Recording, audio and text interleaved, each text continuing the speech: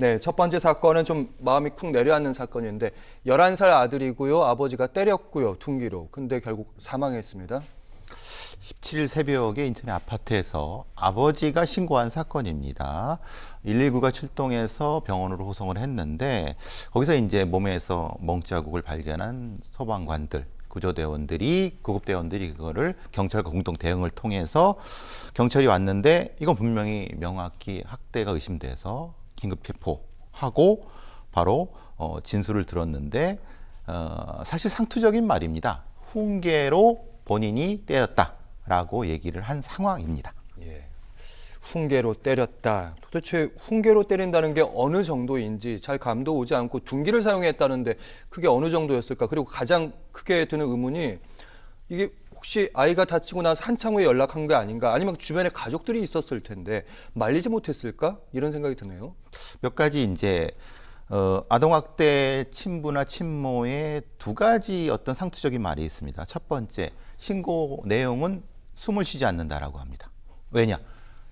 죽었다 아니다를 판단하지 않습니다. 그래야지 본인의 책임 회피 전략이고요. 예. 그 다음에 학대는 했다. 때리긴 했다. 근데 학대인지는 나는 아니다. 고의성을 또 경감시키는 두 가지 전략을 하는 거고요. 예. 상투적입니다.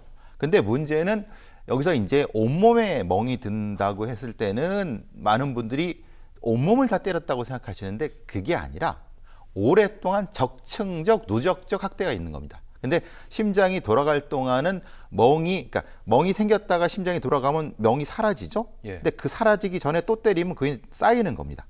쌓이니까 겉으로 봐서는 멍이 없는 것처럼 보는데 적외선으로 보면요.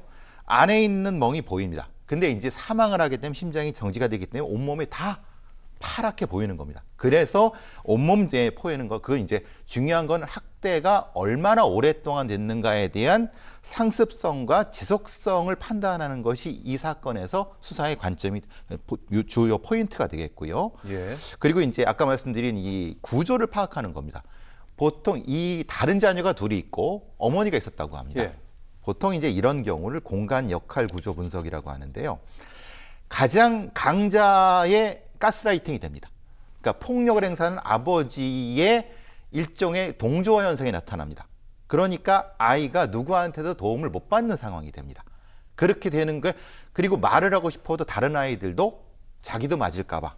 입을 다문네. 예. 이것이 그래서 이제 어머니도 처벌해야 되지 않느냐. 예. 처벌을 할 수도 공범 방임도 가능한데 범죄학적으로는 사실은 가스라이팅 된 피해자일 가능성을 먼저 살펴봐야 됩니다.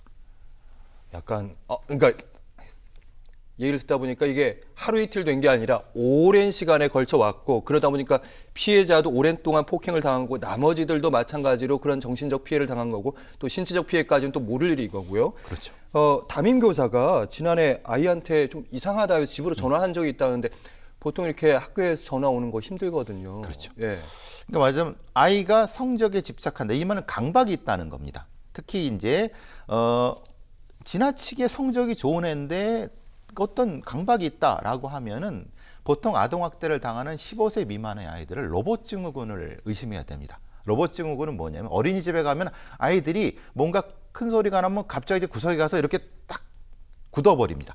왜냐하면 본인이 맞을 때 상황이 바로 리콜이 되는 겁니다.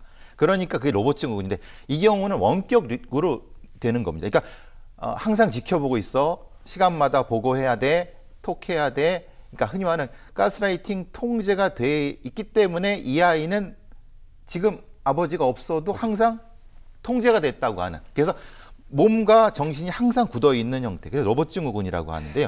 그러니까 교사는 분명히 그걸 느꼈을 겁니다. 근데 딱 봐도 달라요. 예. 이 친구들은. 근데 문제는 예. 집에 가서 이제 가정 방문이나 뭐 하면은 증거를 찾을 수가 없어요. 왜냐하면 증거를 다 감춰놓거든요. 그리고 어머니는 없었다고 하죠. 아무 일도 없는 것처럼. 예. 사실은 그래서 보통 이런 경우는 어떻게 했냐면 미국의 아동관리국 직원들은 바로 분리시킵니다. 바로 분리시키고. 그렇죠. 예. 예. 영화에서 봤어요. 예. 예. 그리고 아이가 우리 엄마 왜 데려가요라고 해도 전혀 안 듣고 분리합니다. 맞아요. 예. 과하다고 할 정도로. 그럼. 예. 그리고 뒷수갑 치웁니다.